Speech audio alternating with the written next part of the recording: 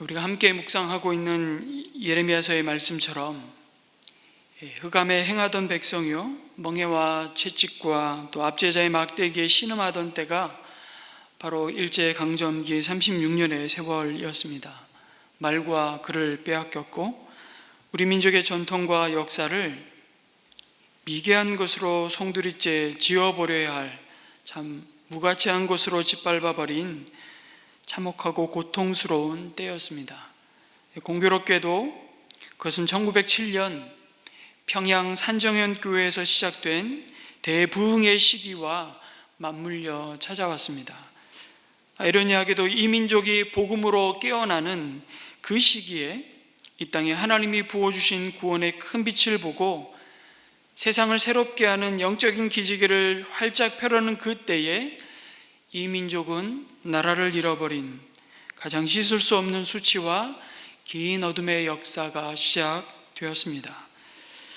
그렇게 주권을 잃어버린 그때에 이 땅의 독립을 위해 전생애를 바친 자들 가운데 수많은 그리스도인들이 있었습니다. 그들은 여전히 지금도 무명의 그리스도인들입니다. 그들이 바로 오늘의 대한민국을 있게 한 그루터기와 같은 자들입니다. 그리고 정말 하나님의 은혜로 우리는 해방을 맞이했고 1948년 5월 31일 대한민국의 재헌국회는 임시의장을 맡은 이승만 박사에 의해 다음과 같은 개회사로 시작이 되었습니다. 대한민국 독립민주국 제1차 회의를 여기서 열게 된 것을 우리가 하나님께 감사해야 할 것입니다. 어떤 종교, 사상을 가지고 있든지 누구나 오늘을 당해서 사람의 힘만으로 된 것이라고 자랑할 수 없을 것입니다. 그러므로 하나님에게 기도드리지 않을 수 없습니다. 우리가 다 성심으로 일어서서 하나님에게 감사를 드릴 터인데 이윤영 의원 나오셔서 간단한 말씀으로 기도를 올려주시기 바랍니다. 대한민국 재헌국회는 그 첫 회의를 이렇게 기도로 시작했습니다. 오늘이 이 나라의 광복 76주년을 기념하는 날입니다. 여전히 해방의 기쁨과 그러나 분단의 아픔을 동시에 현재도 경험하고 있는 이 민족의 현실 속에서 그리고 한 그리스도인으로 이 나라와 이 민족을 생각하면서 우리가 기억하고 붙들어야 할 약속의 말씀이 그럼 무엇입니까? 오늘 예레미야 45장의 말씀은 예레미야 선지자를 통해 하나님께서 바룩에게 하시는 예언의 말씀입니다. 그런데 가만히 예레미야서를 계속해서 묵상해 오신 분들은 좀 의아해 할 것입니다. 이 45장 말씀은 37장부터 44장까지 이어지는 그 시간의 흐름과 전혀 맞지 않습니다. 유다와 예루살렘이 바벨론에 의해 무너지고 마지막 시드기야 왕을 비롯한 수많은 이스라엘 백성이 포로로 사로잡혀가고 겨우겨우 살아남은 자들조차 이집트로 피신하기 위해 예레미야와 바룩을 끌고 내려가서 더욱 하나님께 불순종하는 우상숭배의 자리로 내려가는 그 슬픈 역사를 증거하는 것이 44장의 말씀이었습니다. 그러니까 그것과는 시간상으로 보면 거꾸로 기술된 말씀입니다. 1절 말씀에 보니까 바룩에게 이 말씀을 하신 때가 요시아의 아들 여호야김 왕이 유다를 다스린 지 4년째 되는 해라고 말씀합니다. 여러분, 이 해는 굉장히 중요한 의미를 가지고 있습니다. 그래서 예레미야서에서만 4번 똑같은 표현을 반복해서 이 여호야김이 유다를 다스린 지 4년째 되던 해에 일어났던 여러 가지 사건을 이미 기록해 주고 있습니다. 그때는 바로 기원전 BC 605년입니다. 바벨론 제국이 유다와 예루살렘을 1차 침공하면서 하나님의 징계가 시작된 해이기도 합니다. 동시에 세계사적으로 보면 이집트 제국이 신흥 강국 바벨론과 갈그미스에서 세계대전을 벌였던 해이기도 합니다. 여러분, 이 전쟁의 승패가 어떻게 되었을까요? 영원히 무너지지 않을 것 같은 이집트가 바벨론에 패하고 이제 바벨론 제국의 통치 아래 세계가 힘의 균형을 새롭게 새판짜기 하는 재편되는 격동의 시기이기도 했습니다.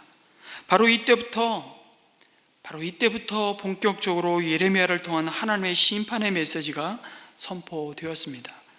그러나 안타깝게도 여호야김 왕은 예레미야를 통해 주신 하나님의 말씀을 노골적으로 거부하면서 그를 감금하고 하나님의 나라를, 하나님의 소유된 그 백성을 마지막 파멸의 길로 접어들게 한 때였습니다. 605년은 이제 돌이킬 수 없는 하나님의 심판과 종말이 시작된 해라고 말할 수 있습니다. 바로 그때 네리야의 아들 바룩에게 하나님은 말씀하셨습니다. 한 개인을 향한 이례적인 예언의 말씀이었습니다. 예레미야서에서 개인을 향한 예언의 말씀이 주어진 경우는 딱 2번밖에 없습니다. 지금 보는 바룩과 여러분 잘 아시는 물구덩이에서 예레미야 선지자를 건져 올렸던 에티오피아 환관 하벳 멜렉을 향한 하나님의 개인적인 예언, 2가지 말씀이 주어지는데, 사실 바룩은 예레미야 32장에 처음 그 이름이 언급됩니다. 예레미야가 뜬금없이 그의 사촌 하나멜의 밭을 물으라는 하나님의 명령을 받고 계약을 하지 않습니까? 그 계약서를 바룩에게 넘겨주어서 온기에 보관하게 합니다. 그 전까지 바룩에 대해서 알려진 사실이 없었던 자였습니다. 바룩이라는 이름이 무슨 뜻일까요? 축복받은 자라는 의미를 가지고 있습니다. 여러분 아까 그렇게 인사하지 않았습니까? 당신은 하나님의 축복을 받은 자입니다. 당신은 이 시대의 바룩입니다 라고 부른 겁니다. 그 이름의 의미처럼 그는 나름 유다의 명문가 출신이었습니다. 그의 조부 마하세는 왕의 고관으로서 예루살렘 성읍을 관장했습니다. 그의 동생 스라야는 바벨론으로 포로로 끌려가면서 51장에 보면 군수물자를 관리하고 책임 맡은 왕의 병창감이었다고 기록하고 있습니다. 한마디로 정권과 맥이 닿아 있었던 이런 집안 배경을 가진 바룩은 그 시대에 어찌 보면 엘리트라고 할 수 있었습니다. 많은 교육을 받은 자였고 전문 서기관으로서 그의 앞날이 탄탄대로 정말 꽃길이 보장된 신분이라고 할 수 있었습니다. 그런데 그는 참 어떻게 하다가 정권의 눈에 가시 같은 예레미야 선지자 옆에서 그와 함께 동역하게 되었는지는 잘 모르겠지만 예레미야를 통해서 주시는 하나님의 말씀이 진실하다는 것을 확신하면서 그에게 주어진 하나님의 말씀을 대필하고 대언하면서 비서 겸 서기관으로서의 삶이 시작되었습니다. 적어도 수십 년에 걸친 예레미야 선지자와 함께했던 시간들은 그의 삶을 송두리째 바꿔 놓았습니다. 그 대표적인 사건이 예레미야 36장의 소상이 기록되었습니다. 그래서 오늘 읽은 45장 말씀은 예레미야서 36장의 말씀에 이어서 보면 사실은 자연스럽게 연결이 됩니다. 바룩은 감시받으며 감금되어 있는 예레미야를 대신해서 하나님이 전하셨던 말씀을 두루마리에 다 기록하였습니다. 그리고 그것을 성전에 가서 낭독하였습니다. 그러자 그 내용을 먼저 들은 유다의 고관들의 반응 속에서 그 말씀이 가져올 후폭풍이 어떠하리라는 것을 우리는 단박에 짐작할 수 있습니다. 바룩은 그 말씀을 성전에서 낭독하는 순간 목숨이 붙어 있으나 사실 죽은 목숨이나 다름없다는 사실을 보게 되는 것이죠. 그래서 나름 예레미야와 바룩을 걱정하고 보호하려고 했던 고관들은 예레미야와 바룩에게 곧바로 몸을 피하여 숨으라고 요청합니다. 그리고 두루마리에 기록된 하나님의 말씀을 그 고관들이 여호야김 왕에게 전합니다. 반응이 어땠을까요?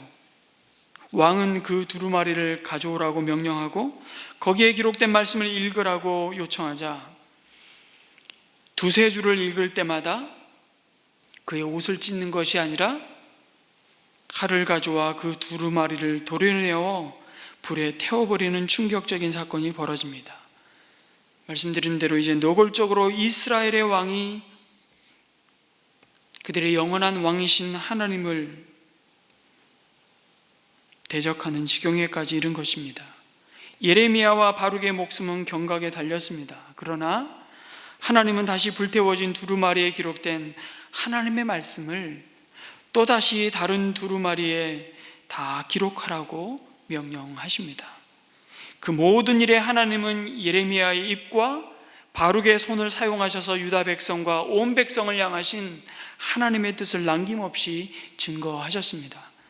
그때 바룩의 마음을 사로잡은 생각이 무엇이었을까요? 당연히 두려움이 밀려왔을 것입니다. 또한 아무리 하나님의 말씀을 외쳐도 소용없구나, 오히려 더 강팍해지는 왕과 고관들을 보면서 절망감이 밀려왔을지도 모르겠습니다. 내가 이렇게 한들 변할 것 같지 않고 더욱 현실은 예레미야와 바룩이 기대한 것과는 정반대로 흘러갔습니다.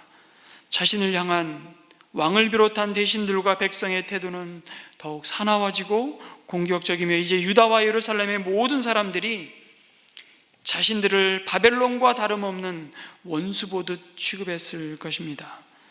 그때 바룩의 심경을 하나님이 아셨고 보셨다고 오늘 3절 말씀에 바룩의 그 마음을 드러내시는 것입니다. 주님께서 나의 고통에 슬픔을 더하셨으니 나는 이제 꼼짝없이 죽게 되었구나. 나는 탄식으로 기진하였고 마음 평안할 일이 없다고 바룩은 자신을 향해 스스로 독백했습니다. 아니, 이렇게 충성되고 정말 신실한 하나님의 사람에게 은혜 위에 은혜를 더하시지는 못할 망정 고통에 슬픔을 더하셨다고 바룩은 탄식합니다. 이 일을 누가요? 주님께서 그렇게 하셨다고 바룩은 호소합니다. 주님께서. 바룩에게 가장 큰 고통은 무엇이었겠습니까? 그것은 바로 희망이 보이지 않는 것이었습니다. 아무리 하나님의 말씀을 두루마리에 기록하고 그것을 성전에서 낭독한들 하나님께 등 돌린 이 백성은 그들의 옷을 찢기는커녕 그것을 불에 태워버리니 그 반응 앞에 회복될 수 없을 것 같은 낙심이 밀려왔을 겁니다. 세상이 변하지 않겠구나, 이 모든 수고가 헛일이 되겠구나 싶은 겁니다. 하나님이 예레미야를 통해 주신 말씀이 진리임을 입증하실 때 아마 바룩은 한때는 속으로 이렇게 말했을 겁니다. 거봐, 내가 뭐라고 그랬어? 하나님이 말씀하신 대로 이루어지지 않냐고 그렇게 말했을 것이에요. 그러나 지금은 오랜 시간이 흐르면서 바룩은 자신의 그와 같은 결정을 후회하고 있는지도 모르겠습니다. 그 고통스러운 현실을 마주하게 하시면서 뻔히 바뀌지도 않을 자들을 향해 왜 하나님은 이런 말씀을 나에게 주셔서 슬픔을 더하셨냐고 그렇게 내뱉은, 스스로 자신을 향해서 내뱉은 말을 하나님은 다 들으셨습니다. 그리고 하나님의 말씀에 순종하였지만 아무런 보람도 보상도 주어지지 않는 주의 일 앞에 바룩은 이제 탄식으로 기진하였고 마음에 평안할 일이 없다고 절망합니다. 바룩에게 깊은 영적인 침체가 찾아왔습니다. 마치 북이스라엘의 가장 악한 왕 아합의 시대에 엘리야 선지자처럼 바알과 아세라 거짓 선지자 850명과 싸워 다 그들을 멸하고 나서 한 여인의 말에, 누구죠? 아합의 부인 이세벨의 그 한 말에 그만 마음이 무너져서 광야로 정처 없이 도망하여 숨어버리지 않습니까? 그 광야 한복판에서 오레뎁 나무 아래에서 하나님, 나만 남았습니다. 이제 그만 저를 죽여주십시오. 저를 불러가 주십시오. 그렇게 기진하였던 엘리야 선지자의 모습이 바로 바룩의 모습이었습니다. 예레미야 선지자와 하나님, 나만 남았나이다. 번아웃된 것이죠.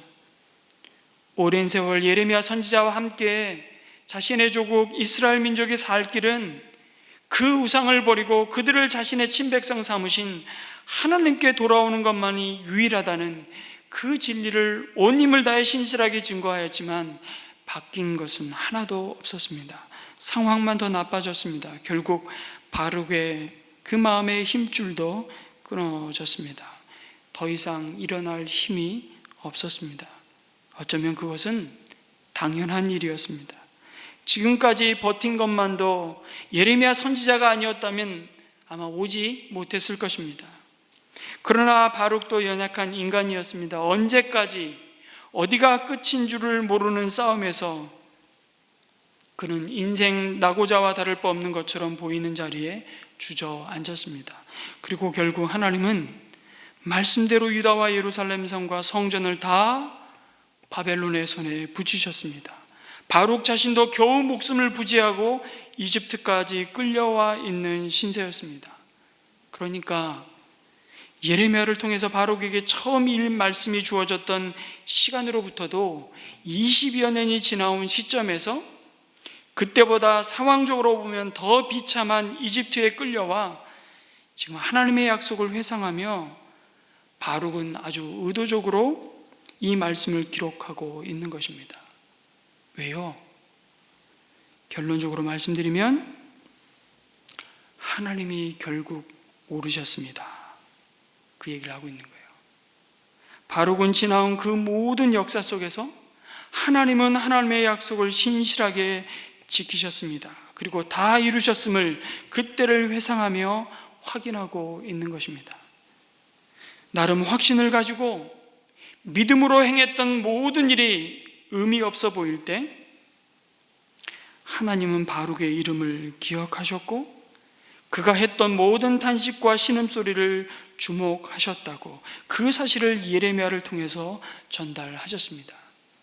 누가 보기에는 이제 와서 그게 무슨 소용입니까? 그렇게 말할 수 있을 것입니다. 어차피 이런 처지가 될 줄 아셨는데 뭐 한다고 그렇게 힘들게 내버려 두셨냐고 따질 수 있습니다. 그러나 하나님은 바로 그런 자리, 모든 상황이 우리의 기대와 믿음대로 이루어진 것이 하나도 없는 것 같은 그 상황 속에서 우리가 불안하고 절망하고 의심하면서 탄식하고 있을 때, 그리고 마침내 이제 기진하여서 더 이상 하나님께 용기를 내어 부르짖을 힘도 없을 만큼 무기력한 낙심의 자리에 있었던 그 우리를 기억하고 계셨다고 말씀하십니다. 그것이 뭐 그리 중요합니까? 여러분, 나는 하나님을 잊을지언정 하나님은 나를 잊지 않으셨다는 약속의 말씀을 붙잡는 것보다 여러분, 우리의 영혼을 치료하는 약은 없습니다. 사람에게 이 약속보다 더 큰 위로는 없습니다. 예레미야 45장의 말씀은 하나님의 나라와 그의 의를 위해 자신의 삶을 신실하게 헌신했던 한 사람을 하나님은 잊지 않으셨다고, 그의 영원한 기업이 되시며 보호자가 되시며 내가 어디로 가든지 그를 지키시겠다고 약속하시는 위로의 편지였습니다. 그것은 하나님의 약속을 붙잡고 좁은 길을 달려갔던 주의 사람을 향한 가장 절망스러운 상황 속에 보내신 소망의 편지였습니다. 가장 절망의 때에 하나님은 아무도 주목하지 않았던 그 바룩의 이름을 기억하시며 위로와 소망의 말씀을 주셨습니다. 하나님이 나를 기억하고 계시면 그럼 모든 문제는 사실 끝난 것입니다. 세상 어디에 있어도 끝까지 하나님은 그를 추적하시며 함께 하시며 돌보시고 보호하십니다. 그 약속을 하시며 바룩 내가 기억할 것이 있다. 이어지는 말씀에서 나 하나님 내가 세운 것을 헐기도 하고 내가 심은 것을 뽑기도 한다. 온 세상을 내가 이렇게 다스리거늘 내가 이제 큰 일을 찾고 있느냐? 그만두어라고 하십니다. 하나님은 바룩의 줄어들지 않는 고통을 그 누구도 헤아릴 수 없고 알아주지 않아도 나는 그것을 기억한다고 위로하셨습니다. 그런데 느닷없이 바룩에게 그런데 넌 내가 누군지를 아느냐? 그렇게 묻고 계신 겁니다. 나는 내가 세운 것을 헐기도 하고 내가 심은 것을 뽑기도 한다. 온 세상을 내가 이렇게 다스리는 자라고 말씀하십니다. 무슨 말입니까? 바룩아, 내가 지금까지 예레미야를 통해 준 말씀을 다 듣고 네가 기록하고 그 말씀대로 이루시는 나를 보지 않았느냐? 그런데 왜 여전히 너는 그 일을 이루시는 하나님보다 더 큰 일이 너를 통해 이루어져야 한다고 고집을 피우냐는 말씀을 하고 있습니다. 그 큰 일이 구체적으로 무슨 일인지는 밝히고 있지 않습니다. 그러나 이 바룩 개인을 향한 말씀을 바룩이 전해받았을 때 바룩은 바로 알아들었을 겁니다. 자신이 지금 꿈꾸며 계획하고 있는 그 큰 일이 뭘 말씀하시는 것인지를 말입니다. 추측해 볼 수 있지 않겠습니까? 하나님, 이대로 정말 이 나라와 주님의 백성들을 정말 저 악한 하나님의 이름을 조롱하는 바벨론의 손에 붙이셔서 기어코 이렇게 멸망시키셔야 하겠습니까? 이것은 마치 자기 아들이 지독히 말을 안 들으니까 부모님이 동네 깡패를 데려다가 혼내키는 것처럼 보이는 것입니다. 아니, 그렇게까지 하셔야 되겠습니까? 그래서 바룩은 나라를 살릴 수 있는 무슨 큰 집회나 뜻을 같이 할 사람들을 한번 결집할 계획을 도모했는지도 모르겠습니다. 어떤 신학자들은 바룩이 마음속 깊이 감추고 있었던 그 야망이 들켰다고 말하기도 합니다. 그래서 그 큰 일은 이제 이 나라와 이 민족을 바꾸고 돌이키는데 별 소용없는 선지자의 말씀을 자기가 지금 기록하고 그것을 다루는 일보다는 정치 권력의 중심에서 더 중요한 역할을 하고 싶은 갈망을 드러내시는 것이라고 말합니다. 이런 거죠. 이제 좀 더 폼나게 주의 일을 해보고 싶은 그런 열망일 수 있습니다. 이제 평생 예레미야 선지자 그늘 밑에 가려서 2인자처럼 그가 하는 말이나 받아 적는 그런 역할 말고 이제 주도적으로 하나님이 나에게 맡기신 일을 찾아보겠다는 것입니다. 그래서 개역 개정 성경에는요, 이 말씀을 이렇게 번역하죠. 내가 너를 위하여 큰 일을 찾고 있느냐고 번역했습니다. 무슨 말입니까? 그 큰 일이 나 하나님을 위한 일이 아니라 너 자신의 이름과 영광과 기쁨과 너의 꿈을 위한 일이라는 말씀이죠. 그러나 하나님은 그렇게 하지 말라. 그렇게 하지 말아라. 그것은 이스라엘 백성을 근본적으로 고칠 수 있는 방법이 아니었기 때문입니다. 괜히 힘 낭비하지 말라는 것입니다. 하나님은 정말 바룩을 사랑하셨기에 여기까지 예레미야와 함께 걸어온 그 좁은 길, 그러나 하나님의 말씀만 붙잡고 달려온 그 의의 길에서 미끄러지지 않기를 간절히 바라셨습니다. 여러분, 처음은 얼마나 순수하고 신실하게 하나님 앞에서 두렵고 떨림으로 주의 일을 시작하였다가 마지막에 꼬꾸라지는 하나님 앞에 교만하여 줘서 또한 이런저런 불순종으로 하나님의 영광을 가리는 주의 사람들을, 일꾼들을 얼마나 많이 봅니까? 내가 그렇게 해서 예레미야처럼 선지자 중에 선지자요? 진정한 민족의 영웅이라도 되고 싶다면 그것은 내가 너를 부른 사명이 아니라고 명확히 말씀해 주시는 것입니다. 그런 의미에서 예레미야 45장은 바로 그 개인을 향한 위로의 편지요 소망의 편지이기도 하지만 경고의 편지라고 할 수 있습니다. 심판은 작정되었기에 공연한 수고를 그만두라고 말씀하십니다. 그렇게 애간장을 태우며 애쓰지 말라는 것입니다. 바룩의 힘을 쫙 빼시는 하나님을 만납니다. 뭔가 내가 역사를 바꿔보겠다고 덤벼들지 말라는 것입니다. 자신 스스로 영웅이 되려 하지 말고 위대하신 하나님을 잠잠히 바라보라는 것입니다. 홍해 앞에서 이스라엘 백성을 향해서 주신 말씀처럼 너희는 가만히 있어 내가 하나님됨 알지어다라고 말씀하시는 것입니다. 하나님은 바룩이 끝까지 자신의 야망 때문에 광야에서 외치는 하나님의 소리와 같은 더 크고 복된 하나님의 사명을 외면할까 봐 친히 경고의 편지를 주셨다는 생각이 듭니다. 여러분, 이게 얼마나 큰 은혜인지 모릅니다.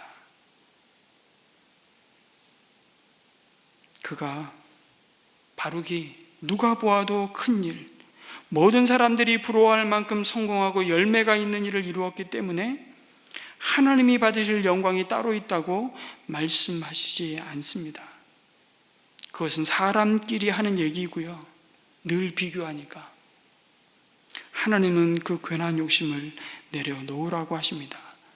그저 나를 부르신 그 자리에서 나에게 맡겨주신 그 작은 일이 주의 이름을 알아, 그것이 하나님의 이름을 알아 누군가의 위로가 되고 힘이 되고 격려가 되어서 그를 하나님 앞으로 인도하는 작은 나룻배와 같은 삶을 살 수만 있다면 그는 위대한 사람입니다. 그가 위대해서가 아니라, 그가 한 일이 위대해서가 아니라 그와 함께 하시는 하나님이 위대하시기 때문입니다. 그래서 너는 큰 일을 찾지 말고 너와 함께 하시는 크신 하나님을 끊임없이 구하고 찾으라고 말씀하시는 것입니다. 그 자리는 아무도 주목하지 않지만 기억하십시오. 하늘의 별과 같이 빛날 것이라고, 바로 하나님이 주목하시기 때문이라고 말씀하십니다. 사진 한 장을 보실까요? 여러분, 이 사진을 혹시 주중에 보셨습니까? 코로나 격리병동에서 간호사가 화투 치는 모습입니다. 93세 할머니 한 분이 작년 8월 1일 코로나 확진 판정을 받고 이 병원에 오셨는데, 90이 넘은 고령 환자의 입원이 처음인데다가 이분이 고열의 폐렴 증상으로 기운이 많이 떨어져 있어서 의료진이 걱정이 너무 컸는데, 이 할머니가 이따금 자녀들 이름을 부르는 등 가족을 그리워하며 몹시 그 투병 중에도 적적해 했다는 것입니다. 더더군다나 치매를 동시에 겪고 있었기 때문에 재활병동에서 미술치료 경험이 있었던 이 간호사가 아이디어를 냈고 할머니 짐에 있던 화투패로 그림 맞추기 놀이를 제안했던 것입니다. 그 뒤로 그 병동을 지켰던 간호사들이 돌아가면서 이 할머니와 이렇게 그림 맞추기, 화투를 가지고 그림 맞추기로 이 할머니를 그 적적함을 달래며 침상도 없애버리고 매트리스 바닥에 깔고 낙상하실까봐 그렇게 15일 동안 지극정성으로 돌보는 장면입니다. 매일 한두 시간씩 화투놀이를 하면서 사진에서 할머니를 지그시 바라보던 이 간호사가 그저 할머니가 졸지 마시고 어제보다 더 많이 이 그림을 맞추어 주셨으면 하는 마음에서 시작을 했대요. 모두의 노력 덕분인지 할머니는 그 상태가 눈에 띄게 좋아졌고, 처음 입원하셨을 때는 거동이 어려울 정도로 기력이 없었는데 놀이치료를 병행하고 며칠 지난 뒤부터 부축을 받고 직접 걸어가셔서 세수를 하셨다고 합니다. 그리고 색연필로 색칠놀이를 하다가 간호사가 써준 글씨를 따라 자녀들 이름과 이 글자를 적는데 이런 글을 쓰시더래요. 사랑해, 사랑해. 사랑이라는 한자 한자 적어 나가시는 그 모습을 보고 모든 지나간 시간들을 이분이 다 기억하고 계시는구나, 그리워하고 계시는구나, 그 생각에 얼마나 뭉클했는지, 오히려 이 할머니 때문에 간호사로 자신이 부름받고 이 사역을 할 수 있다는 것이 자신에게는 축복이라는 생각을, 고백을 하게 됐고, 이 그림 맞추기, 화토 그림 맞추기 장면을 바깥에서 다른 간호사가 찍고, 이걸 무슨 간호사 무슨 협회에서 주관하는 사진 콘테스트에 보냈던 모양이에요. 그래서 이 사진이 세상에 알려지기 시작했습니다. 이 시대의 바룩, 이 시대에 축복받은 자가 아닌가 생각을 한 주간 내내 하면서 또 한 그림, 또 한 사진을 보았으면 좋겠습니다. 여러분, 이 사진도 혹시 보신 분들이 계십니까? 피자 한 판을 선물하는 청년 사장의 이야기입니다. 한부모 가정의 아버지인 김수환 씨가 최근 코로나19 사태 때문에 식당 일자리를 잃었는데, 원래 식당 주방에서 아이와 함께 생활했었다고. 근데 새로운 직장을 얻고 싶어도 딸을 돌봐줄 사람이 없어서 일을 구하기가 너무 어려웠는데, 딸의 7번째 생일이 다가왔지만 김 씨가 딸이 좋아하는 맛있는 케이크와 피자와 치킨을 사줄 형편이 안 되었던 모양이었습니다. 김 씨가 당시 가진 돈이 571원이었다고 기사는 써 있습니다. 어쩌다 그 지경이 되었을까, 최근 피부병까지 앓게 된 딸의 치료를 위해서 큰 지출이 생겼고, 그 가정이 여전히 기초 생활비를 받으며 근근히 하루하루를 버티고 있는 가정이었습니다.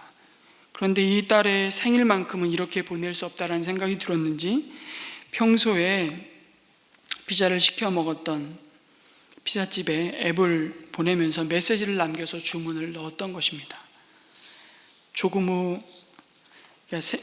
메시지를 뭐라고 남겼냐면, 기초 생활비 받는 날 꼭 드리겠습니다. 7살 딸을 혼자 키우는데 당장 돈이 없어 부탁드려 봅니다.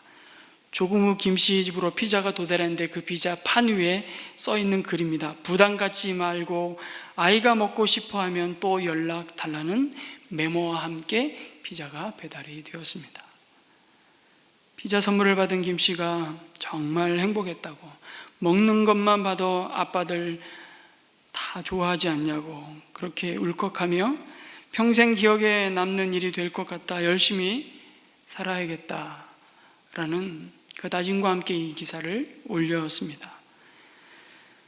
이 시대의 바룩인 그리스도께 속한 저와 여러분에게 하나님의 마음을 이 두 사진을 보면서 또 한 주간 내내 찬양을 했습니다.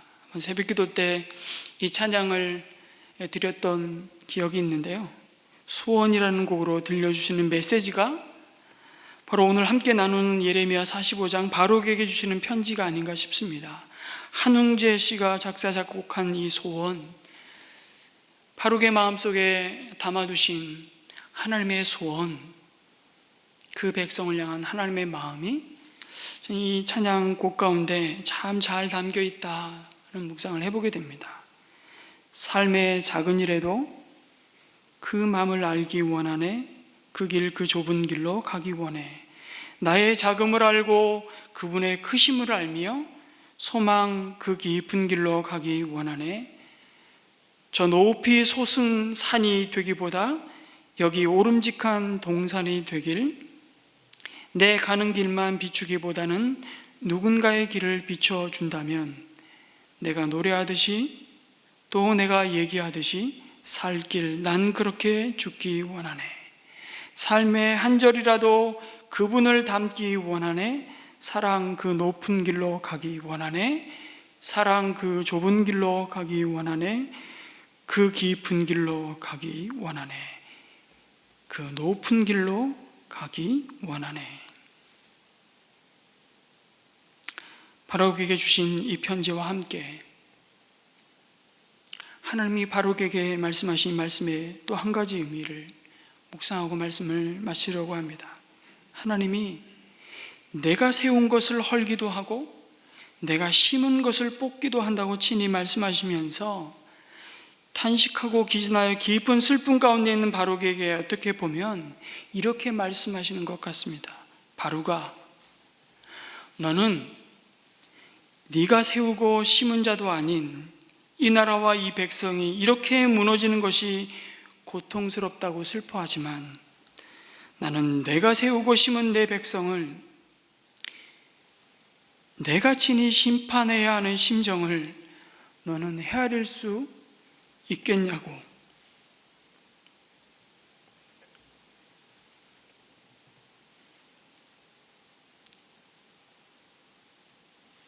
반문하시는 음성을 듣는 겁니다. 예레미야서 말씀을 주석한 크리스토퍼 라이트는 이 장면을 묵상하며 이렇게 기록했습니다. 하나님의 분노는 눈물로 흠뻑 젖어 있다고, 배신당하고 거부당한 사랑에 대한 눈물이자 엄청난 사람들이 다가올 참화로 고통당할 것을 생각하며 흘리시는 눈물이다. 하나님의 진노의 대가로 하나님이 고통을 당하신다고 표현했습니다. 그래서 예레미야가 고통스러워하는 그의 친구이자 동역자인 바룩에게 전한 이 하나님의 말씀은 그가 하나님의 이 무모한 고통이라는 배경 속에서 자신의 고통을 놓고 보라는 요청이라고 말할 수 있습니다.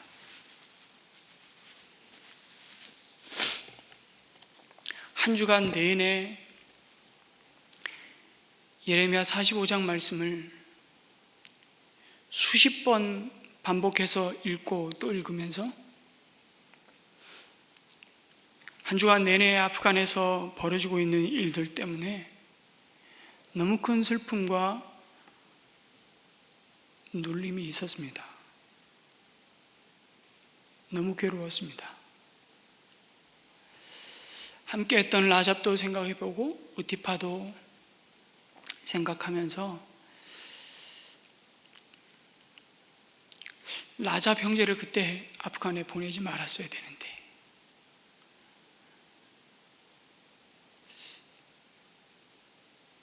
그런 생각이 계속 드는 거예요. 라잡 형제에게 카톡으로 목소리를 정말 듣고 싶어서 전화를 했습니다. 전화 잘못 거셨습니다. 분명히 라잡이었는데 어떤 상황이었는지 모르겠지만 한글로 그런 답변이 왔습니다. 오티파에게 전화했습니다. 전화를 받지 않습니다. 그런데 한밤중 새벽이 되어서 톡으로 문자가 왔습니다. 목사님 잘 지내시죠? 목사님 평안하십니까? 딱 두 문장 오티파에게 온 톡이었습니다. 아, 살아있구나.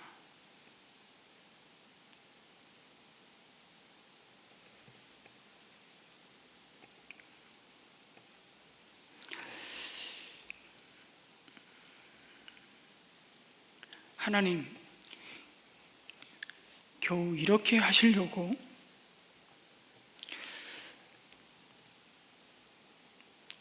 우리로 하여금 그 민족을 이렇게 애타하며 섬기며 기도하게 하셨습니까?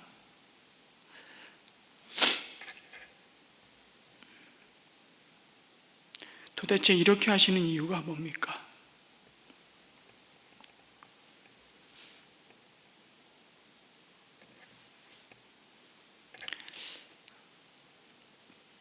한 주간 내내 바룩을 묵상하며 바룩이 혼자 스스로 내뱉었던 이 독백이 저의 독백이었고 하나님은 그 마음을 저의 마음을 향해서 이렇게 말씀하십니다.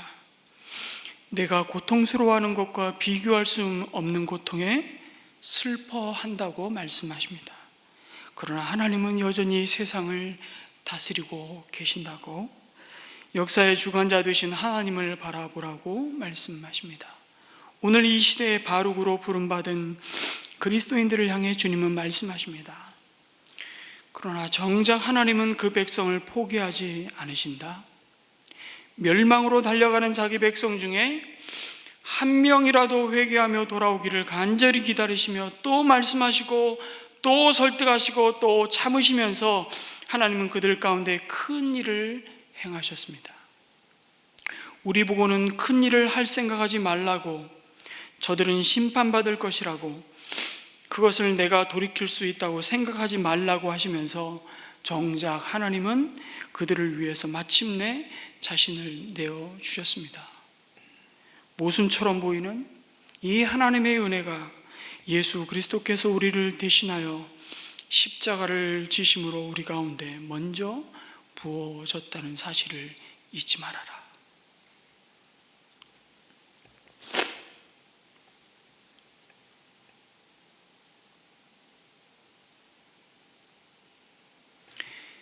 여기에 선지자도 아니었던 사람에게 주어진 예레미야 장 가운데 가장 짧은 말씀, 작은 말씀이 있습니다. 이 말씀에서 하나님은 바룩에게 그의 슬픔을 하나님의 무한한 고통 속에 놓아보라고 요구하셨습니다.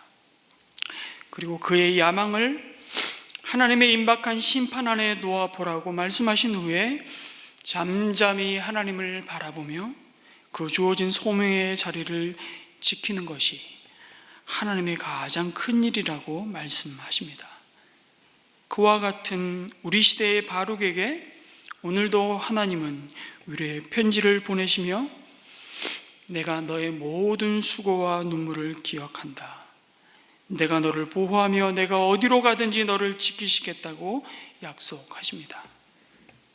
소망의 편지로 주어진 이 약속의 말씀을 붙잡고 우리를 두신 그곳에서 이 시대의 바룩으로 살아가는 저와 여러분 되시기를 주님의 이름으로 축복합니다. 아멘.